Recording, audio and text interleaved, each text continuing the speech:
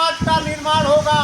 और यह सरकार नहीं चाहती है कि देश में दलित, पिछड़े, आदिवासी समाज के बच्चे, जो निर्धन समाज के बच्चे हैं, वो शिक्षित हों और शिक्षित होकर अपने हक अधिकार की बात करें। यह सरकार डरने लगी है इस देश के गरीब, दलित, पिछड़े, आदिवासी समाज के लोगों से। ये पढ़ेंगे तो नौकरी मांगेंगे, अपने हक अधिकार की बात करेंगे, पाखंड और आडंबर से अपने आप को दूर करेंगे। तो वर्षों से ये सरकार और इस मानसिकता के लोग कभी नहीं चाहते हैं कि इस देश के गरीब, दलित, पिछड़े, आदिवासी समाज के लोगों को शिक्षित किया जाए। उसी के क्रम में आज छात्रों की संख्या का बहाना बनाकर प्राथमिक स्कूलों को बंद किया जा रहा है। आज प्राथमिक स्कूल बंद हो जाएंगे और जब इस देश में सरकारी स्कूल नहीं रहेगा तो इस देश के 80% आबादी के लड़के पढ़ लिख नहीं पाएंगे। आपको लगता है कि मेरा बेटा कॉन्वेंट में पढ़ता है तो इस गलतफहमी में मत रहिए। जिस दिन यह सरकारी स्कूल बंद कर दिए जाएंगे उस दिन प्राइवेट स्कूल जो आज 500, 1000 रुपये लेकर पढ़ाते हैं, कल 5000 रुपये फीस लेंगे और इस देश के 80% आबादी के लोगों की हैसियत नहीं होगी कि अपने बच्चों को कक्षा 1 में पढ़ा पाए। सबसे बड़ी लड़ाई है कि ये जो स्कूल बंद किए जा रहे हैं, इस स्कूलों को बचाने के लिए आपको सड़कों पर उतरना पड़ेगा। नहीं तो आने वाली जो पीढ़ी है, जो आने वाले आपके बच्चे हैं, मजदूर बनकर रह जाएंगे और इस देश के पूंजीपति वर्ग 5000, 2000 रुपये मजदूरी पे, बेकारी पे आपके बच्चों से काम कराएंगे और आपके बच्चे अनपढ़ और जाहिल गंवार बनकर रह जाएंगे। आप कुछ नहीं कर पाएंगे। आप पूरी जिंदगी, आज ये सरकार कहती है कि प्राथमिक विद्यालयों में बच्चे नहीं है।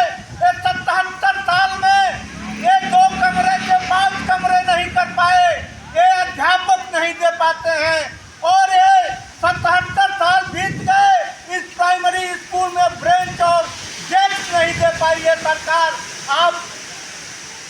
मैं सरकार से कहना चाहता हूँ कि आप जब प्राइवेट स्कूलों को मान्यता देते हैं तो मानक आपने तय किया है कि 6 कमरे होने चाहिए कक्षा 5 तक के स्कूल के लिए, और जो सरकारी प्राथमिक विद्यालय है 2 कोठरी में कक्षा 5 तक पढ़ाने का एक अध्यापक पढ़ा रहा है।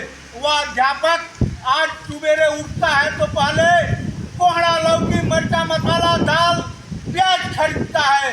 ये प्राथमिक स्कूलों के सरकार रसोई घर बनाकर छोड़ दिया है। वो मास्टर पहले पढ़ाने नहीं आता है, पहले वो दाल और मिर्चा, मसाला खरीदने के लिए बाजार जाता है।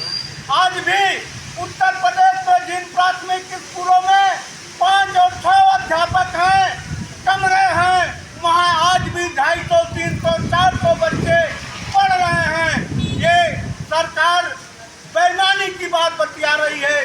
छात्र संख्या इनका बहाना है। इनका मूल मकसद इस देश के दलित, पिछड़े, आदिवासी और कमजोर तबके के लोगों के बच्चों को शिक्षा से वंचित करना है। ये पढ़ने लिखने देना नहीं चाहते हैं।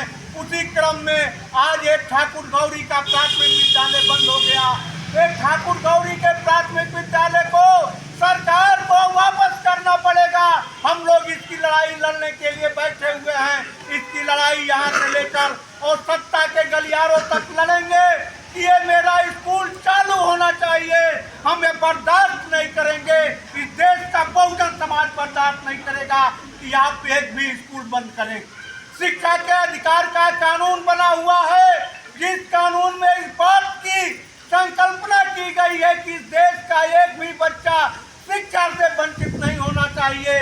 और ये सरकार इन प्राथमिक स्कूलों को, जो प्राइमरी स्कूल हैं, इन स्कूलों को बंद करके इस देश के बड़े आबादी के लोगों को शिक्षा से वंचित करने जा रही है। यह बहुत ही गंभीर सवाल है, बहुत ही गंभीर सवाल है और बहुत ही गंभीर परिस्थितियां पैदा करने जा रही है। आपका बेटा कल पढ़ नहीं पाएगा, नहीं पढ़ पाएगा तो जाहिल और गंवार पैदा होगा, मजदूरी करेगा, उसके लिए सरकार बेकारी करवाएगी और आप कि जो आर्थिक स्थिति है, आपका जो सामाजिक स्थिति है, बद से बदतर होता चला जाएगा। इसलिए मेरे साथियों, आज हम लोग इस ठाकुर गौरी के प्राथमिक विद्यालय को बचाने के लिए हस्ताक्षर अभियान चला रहे हैं। हम यह तय करना चाहते हैं कि यह उत्तर प्रदेश की सरकार ठाकुर गौरी के विद्यालयों को पुनः बहाल करे। इसका जो मर्जीकरण हुआ है वो निरस्त करे। यहाँ से 2 किलोमीटर के दूर माथापार में मर्ज करना, मुख्य मार्ग के लड़के कैसे जाएंगे? एक छोटे छोटे नौनिहाल बच्चे इस रास्ते से जाएंगे तो कभी भी कोई बड़ी दुर्घटना हो सकती है, कभी भी उनके साथ बड़ी दुर्घटना हो सकती है। इस बात को आपको जिलाधिकारी और बेसिक शिक्षा अधिकारी को बताने की जरूरत है और इस स्कूल के मर्जीकरण को निरस्त करने के लिए आपको जिलाधिकारी कार्यालय, एसडीएम कार्यालय पर चलने की जरूरत है। यदि आज ये आप सोचते हैं कि मेरा बेटा नहीं पढ़ता है, तो आज गरीब का बेटे का पढ़ाई जो छीना जा रहा है, कल आपकी हैसियत नहीं रह जाएगी कि प्राइवेट स्कूलों में अपने बेटे को पढ़ा सके। इतने सर्वाधिक आबादी वाले देश में यह संभव नहीं है कि सभी के बच्चे प्राइवेट स्कूलों में पढ़ सके। आज भी इस देश की बड़ी आबादी 100-200 रुपये प्रति आमदनी नहीं कर पाती है और जिस देश में 80% लोग रोज 25 रुपया 30 रुपया खर्च करने की क्षमता नहीं रखते हैं, उस देश में एक डॉक्टर, मास्टर, इंजीनियर, प्रोफेसर बनने के लिए ये सरकार लाखों लाखों रुपये फीस लेती है। आप ये तय करिए, ये जानिए कि जब तक इस देश में सरकारी विद्यालय नहीं होंगे, सरकारी हॉस्पिटल नहीं होगा, तो इस देश के गरीब दलित पिछड़े समाज के बच्चों को न शिक्षा मिलेगी न चिकित्सा मिलेगी।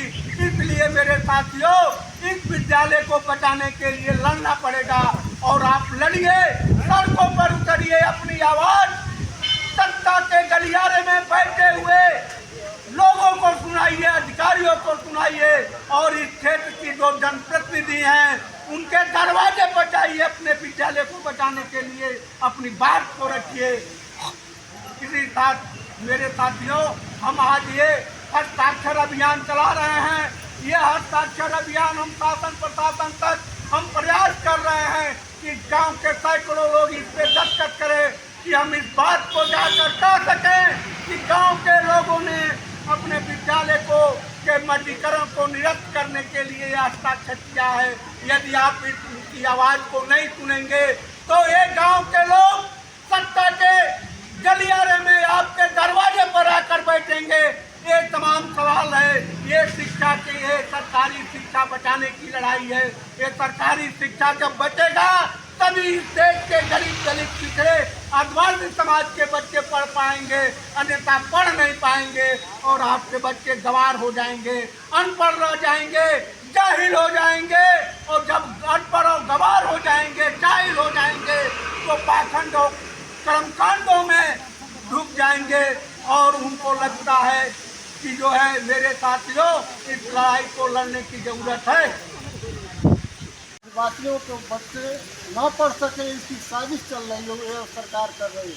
या 5000 वर्षों से करीब दलित पिछड़े आदिवासियों जो श्रमण परंपरा के मानने वाले लोग हैं, इनको शिक्षा से वंचित करने की साजिश में लगे हुए हैं। डॉक्टर बाबा साहब भीमराव अम्बेडकर के प्रयासों से इस देश के पिछड़े दलित और आदिवासी जातियों को पढ़ने लिखने का मौका मिला, यहाँ महिलाओं को पढ़ने लिखने का स्थान मिला बाबा साहब के प्रयासों से।